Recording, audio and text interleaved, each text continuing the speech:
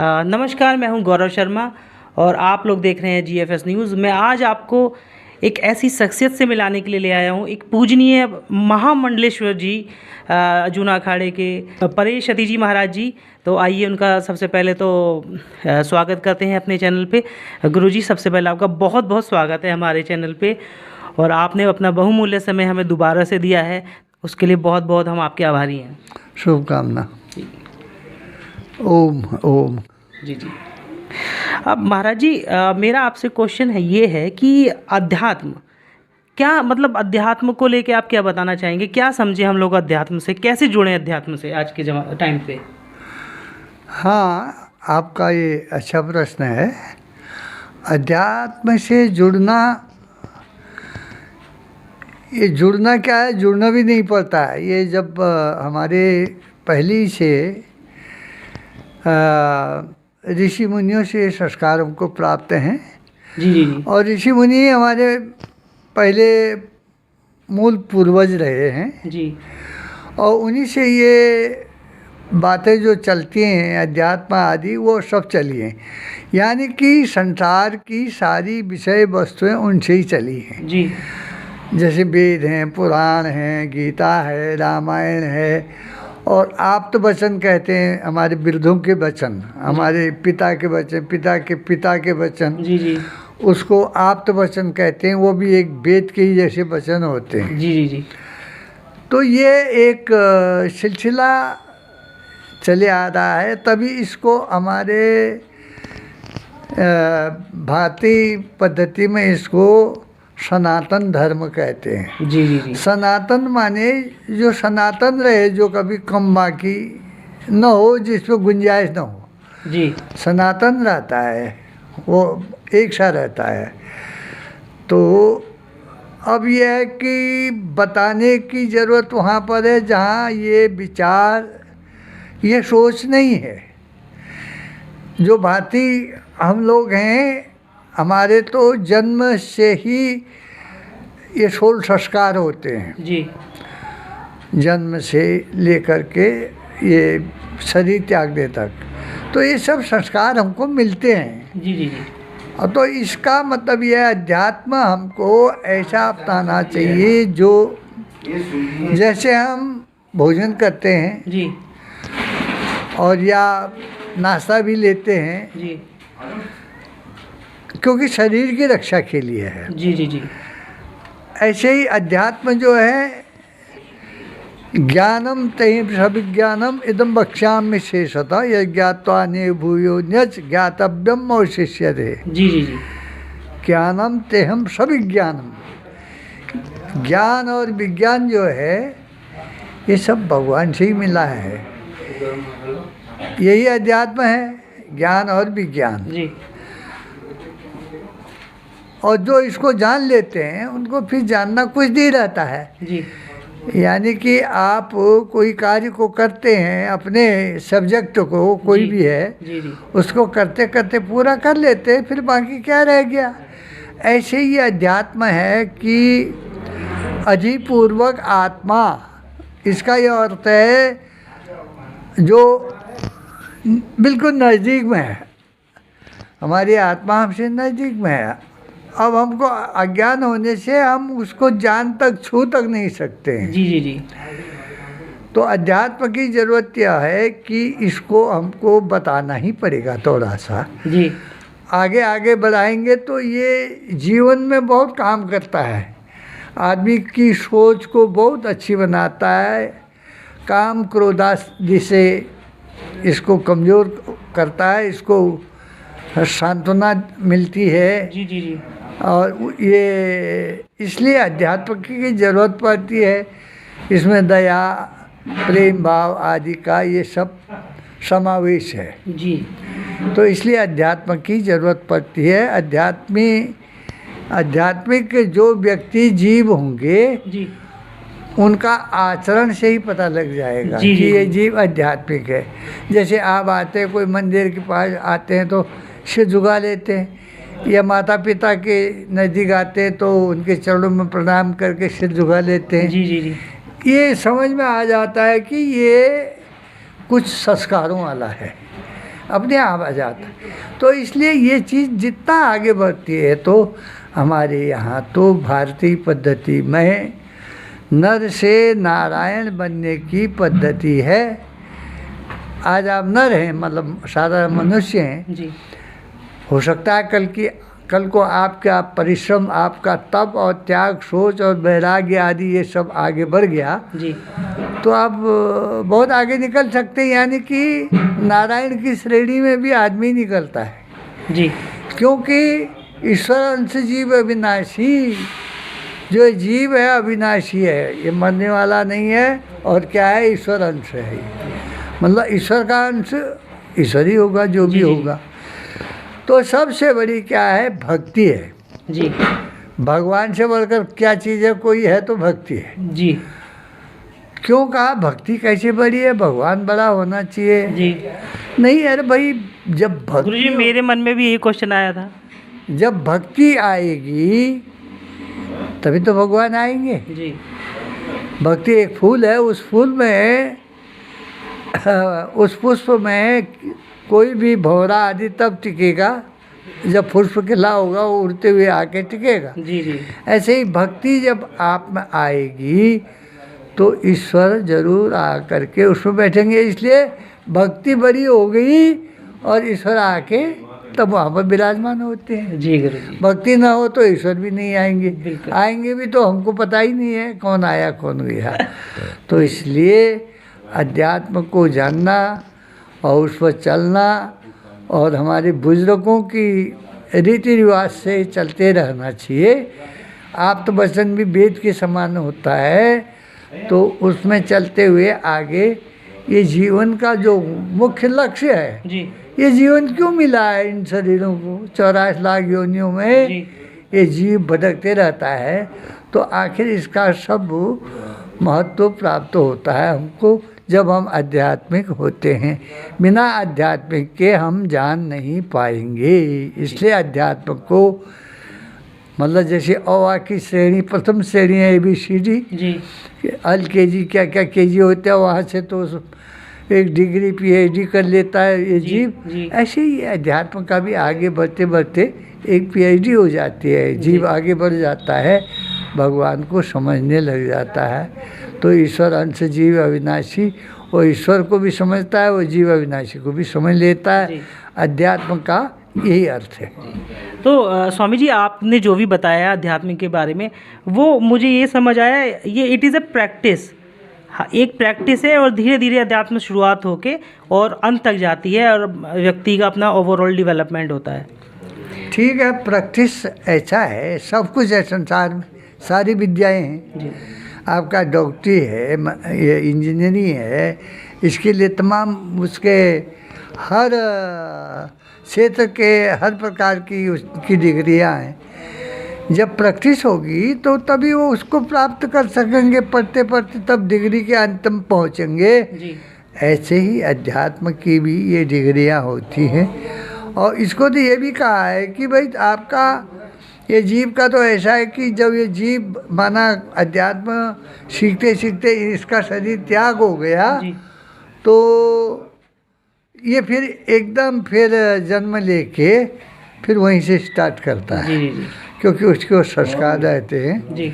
तो इसलिए अध्यात्म की ज़रूरत है और इससे लोक कल्याण होता है। गुरुजी एक मेरा क्वेश्चन ये है, आजकल की ज़िंदगी बहुत फास्ट ज़िंदगी हो गई है, भाग दौड़ बड़ी ज़िंदगी हो गई है और इंसान जैसे मानसिक रूप से थक जाता है तो बहुत सारी बीमारियां उसे, मानसिक तनाव, डिप्रेशन ये घेर लेती हैं। तो भगवान से जुड़कर, अध्यात्म से जुड़कर, योगा से जुड़कर, भगवान की आपने भक्ति के बारे में बताया, इन सब से जुड़कर क्या वो अपना आप को इन सब चीज़ों से बचा सकता है? ऐसा है कि आज प्रलोभन की महिमा ज़्यादा हो गई है जी। हम चाहते हैं हमारा बच्चा आज ये ऐसी पढ़ाई करे कि अंग्रेजी को सब पी पा के अपने पेट में रख ले, जी। कल से वो अंग्रेजी में बोलना शुरू कर दे। जी। इसीलिए वो सारा बस्ता लेके जाता है स्कूल में। जी जी जी। यानी कि हम लोग ये चाह रहे हैं हमको सब कुछ अभी मिल जाए जी। और उसके लिए भी तू बड़ा मैं बड़ा होता है। जी। मतलब अहंकार आदि की वो आती है, भू आती है। जी। तो ये सब कुछ है। तो इससे भी हम अपने रास्ते में रहें, जैसे धीरे धीरे रे मना धीरे सब कुछ हो। जी माली सींचे सौ गड़ा ऋतु आए फल हो। जी मतलब जब ऋतु आएगी तभी फल होता है। अब हम कहें कि 100 गड़ा 1 घंटे में आज ही सींच दें, हम आज ही फल आ जाए, ऐसा नहीं होता है। जी नहीं हो सकता। हर चीज़ का अपना समय है, जी उसका समय होता है, उस समय में वो परिपक्व होती है, तब वो फल पकता है, तब उसका रस निकलता है। जी जी जी तो इस प्रकार से ये सभी चीज का एक पर्टिकुलर समय है, ऐसा चीजें समय पे ही होती हैं। समय से होती है, उसका पूरा समय है। जी हाँ, वही उसको प्राप्त जल्दी कर सकता है जिसके पुराने संस्कार हो, जिसके पुराने संस्कार हैं। पुरानी चीज़ जिससे वो एक श्रुत माना एक दफ़ा सुनने में ही वो याद हो जाता है, जी क्योंकि पुराना उसका संस्कार है। जी तो ये भी होता है। गुरुजी, एक बहुत ही महत्वपूर्ण क्वेश्चन है जो कि आजकल के युवाओं से जुड़ा हुआ है कि युवा अपनी संस्कृति को भूलते जा रहे हैं आजकल। मैं किसी एक्टर या एक्ट्रेस का दर्शकों को नाम नहीं लूँगा, लेकिन इतना समाज में इतनी इमेज बनाने के बाद भी अगर उनसे कभी पूछा जाता है पौराणिक महत्व की चीज़ें, तो वो उनका जवाब तक नहीं दे पाते। उन्हें पता भी नहीं कि राम जी कौन थे, रावण कौन थे। तो युवा हमारा इन चीज़ों को भूलते जा रहा है गुरुजी। यह है कि उनको संस्कार है ही नहीं। आप पूछ रहे हो जो सब्जेक्ट उसका है ही नहीं, जी उसने तो इसको छुआ नहीं।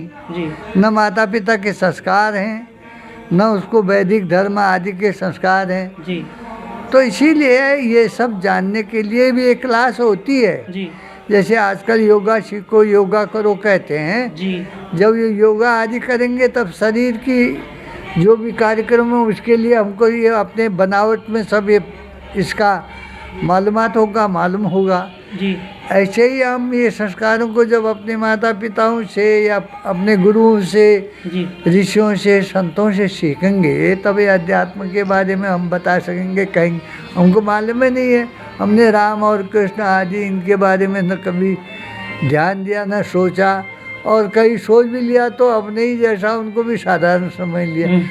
ये जो है ये गूढ़ ज्ञान की बातें होती हैं। जी जो ज्ञान के जो चरम में पहुंचता है तब उस का विशेष ज्ञान हो पाता है, वरना ये ज्ञान नहीं होता है। वो कैसे बताएंगे? इसके लिए संस्कार डालना ज़रूरी होता है। इसलिए हमारे यहाँ देखो साल भर में कितने पर्व होते हैं, उन पर्वों में वो सब काम किया जाता है। लोग पर्व मनाते हैं, गंगा का स्नान करना और इधर उधर देवताओं का दर्शन करना और 12 ज्योतिर्लिंग का दर्शन करना। जी जी जी चारों तरफ हिमालय आदि में हमारे देवताओं के तमाम प्रकार के मठ मंदिर हैं, उनका दर्शन करना। जी जी जी ये सब उससे तब हम शरीर से परिश्रम करते हैं और मन से उसको समझने की कोशिश करते हैं, तब धीरे धीरे मनसा वाचा कर्मणा ये चीज़ें फिर समझ में भी आती हैं। तो पंडित महाराज जी, तब बहुत ज़्यादा दुख होता है जब हम देखते हैं कि जैसे मैंने आपसे पहला क्वेश्चन पूछा कि हमारे युवा सांस्कृतिक रूप से शून्य होते जा रहे हैं, लेकिन जब हम ऋषिकेश जाते हैं, हम हरिद्वार जाते हैं, तो मैं देखता हूँ वहाँ पर विभिन्न देशों के व्यक्ति आए हुए हैं और हमारे यहाँ पे साधना कर रहे हैं, योगा कर रहे हैं, हमारे सनातन संस्कृति को अपनाने की कोशिश कर रहे हैं। वहाँ बड़ा दुख होता है गुरुजी। ऐसा है कि हमने उस चीज़ के लिए लालसा नहीं की। हम थोड़ा भी उसके लिए लालची होते हैं। हमको ये अध्यात्म के बारे में कुछ जानना है, सीखना है, इसमें पढ़ना है, इसको भी एक सब्जेक्ट बनाना है, तो हम उसमें आगे होते और तब हमारी दिलचस्पी भी होती है होती कि हम इसको और आगे बढ़ें, आगे सीखें। जब हम उसको एक नहीं के बराबर समझ लिए कुछ नहीं है ये, तो इसलिए हम उसमें तरक्की नहीं कर सकते हैं। जो बाहर के लोग हैं वो सुनते हैं, पढ़ते हैं, दूसरों को देखते हैं, फिर उसको करते हैं और उस करने से फिर उनकी विचारधारा में वो भाव, वो ज्ञान, वो चीज़ आती है, तब वो विश्वास भी करते हैं। तो इसके लिए तब वो आगे बढ़ते हैं। हम जब कर ही नहीं रहे हैं, हम कुछ समझ ही नहीं रहे हैं, तो उसके बारे में हम इसलिए पिछड़े हुए हैं। हमारे यहाँ की चीज़ होते हुए हम इधर उधर देख रहे हैं। जी। तो महाराज जी, जैसे आपने पाठ्यक्रम में कहा जाता है कि गीता अपना आप में पूरा मैनेजमेंट है, पूरी ज़िंदगी के साथ गीता है। तो मैं सिर्फ गीता की बात नहीं कर रहा हूँ, अगर अलग अलग धर्म के अनुयायी हैं, कोई मुस्लिम है, कोई क्रिश्चियन है, कोई हिंदू है, तो उनकी धार्मिक किताबों को या उनसे रिलेटेड चीज़ों को थोड़ा थोड़ा जोड़ा जाए पाठ्यक्रम में, जिससे बच्चों का ओवरऑल डेवलपमेंट हो। देखो, चाहे कोई शिक्षा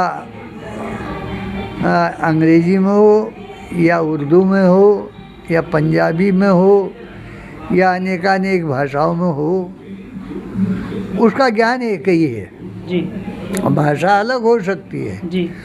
उसका जो मुख्य ज्ञान है वो एक है जी। ईश्वर, गॉड, देवता आदि अनेक अनेक नाम हैं, बात एक ही है। वो देवता है, भगवान है, एक है वो। चाहे उसको किस रूप में आप कहो, जी। कैसे उसकी सूरत बना लो, कैसी फ़ोटो बना लो, वो आपको बनाना है। वो मूल रूप से एक है। प्रभु सबका अच्छा चाहते हैं और इसीलिए उनने संसार बनाया है। ये संसार जो है एक मतलब एक मेला है, एक खेल रूप में बनाया है। एक खेल हो रहा है, ये खेल हो रहा है, वो मैच हो रहा है एक किस्म से। एक ऐसे ही उनने बनाया है, वैसे ही ये खेल है। एक भगवान का ये सब खेल है, जन्म, उत्पत्ति और फिर उसका पालन पोषण, फिर उसका शरीर त्याग हो जाता है, फिर उसके बाद फिर नया जन्म लेना। ये एक प्रक्रियाएं हैं। कोई मानते कोई नहीं मानते जी। और मानने न मानने से भी कोई बात नहीं। जो सही है वो सही है, वो सही है। ठीक है ना जी। गुरुजी, दर्शकों जैसे मैंने बताया कि जब भी जूनागढ़ अखाड़े से महामंडलेश्वर जी एसोसिएटेड रहे हैं, जब भी शाही स्नान होता है कुंभ में और अर्धकुंभ में, तो जूनागढ़ अखाड़ा वो अखाड़ा है जो सबसे पहले शाही स्नान में आता है। गुरुजी से मेरा क्वेश्चन रहेगा, गुरुजी जूनागढ़ अखाड़े के बारे में भी हमें कुछ बताएं। ऐसा है, ये अखाड़े हैं हमारे 10 अखाड़े हैं। उनमें ये सब नियम अखाड़ों की जो महासभा है उसके द्वारा बटे हुए हैं जी। कब कौन आगे जाएगा, कब पीछे जाएगा, कौन कितने समय रहेगा, जी। एक व्यवस्था है। उस व्यवस्था में ये सब चलते हैं। जी। जी। जी। और उससे बाहर नहीं जाते हैं, क्योंकि बाहर जाएंगे तो अव्यवस्था हो जाएगी। तो इसलिए वहाँ व्यवस्था की बहुत ज़रूरत पड़ती है जी। और वो तो सब ऐसे नागा लोग होते हैं, मानते ही नहीं किसी की जी। तो उनको मनाने के लिए भी वैसे ही आदमी होते हैं, नागाओं के नागा, वो मनाते हैं उनको ना जी। तो एक व्यवस्था जो है एक व्यवस्थित ढंग से चलती है। गुरुजी, मैंने आपके फोटोग्राफ्स देखे थे, महामंडलेश्वर जी रह चुके हैं और अवधेशानंद गिरी जी महाराज जी, तो उन्हें भी बहुत लोग फॉलो करते हैं आज की टाइम में। क्यों नहीं जी। तो आप उनके बारे में, अवधेशानंद गिरी जी के महाराज। मैं ये कह रहा हूँ कि जितने भी मंडलेश्वर बनते हैं अच्छे लोग बनते हैं जिसके संस्कार होते हैं, और आचार्य मंडलेश्वर बनते हैं वो और संस्कारित होते हैं। और फिर यह है, इसमें सब प्रकार की व्यवस्था की जरूरत पड़ती है जी। अब बाकी ये आचार्य मंडलेश्वर जितने भी अखाड़ों के हैं सब अच्छे होते हैं, विद्वान होते हैं, तपस्वी होते हैं, जानकार होते हैं। तो इसलिए उनका चयन होता है और उस चयन के अनुसार वो अपने अपने दिशा को ठीक से बढ़ते हैं और उसका ठीक से पालन करते हुए अपने संत समाज में अपनी कीर्ति को आगे बढ़ाते हैं। तो दर्शकों, आपने देखा ये स्वामी जी महामंडलेश्वर परेश चती जी महाराज जी थे, जिन्होंने अपना बहुत ही बहुमूल्य समय हमें दिया। गुरुजी बहुत बहुत धन्यवाद, आपने अपना बहुमूल्य समय दिया। ठीक है, आपके जय हो, भला हो, शुभ विचार हैं, शुभ विचारों को शुभ फल मिले। तो दर्शकों, ऐसे ही अच्छे इंटरव्यूज़ के लिए लाइफ के डिफरेंट एस्पेक्ट के हम लोगों को लेके आते हैं आपके साथ, टीचर्स, गुरुजी और स्पोर्ट्स एजुकेशन और सारी चीज़ें। जुड़े रहे हमारे चैनल पर। Thank you so much. Ramnagar से, डिस्ट्रिक्ट नैनीताल से Gaurav Sharma, thank you so much.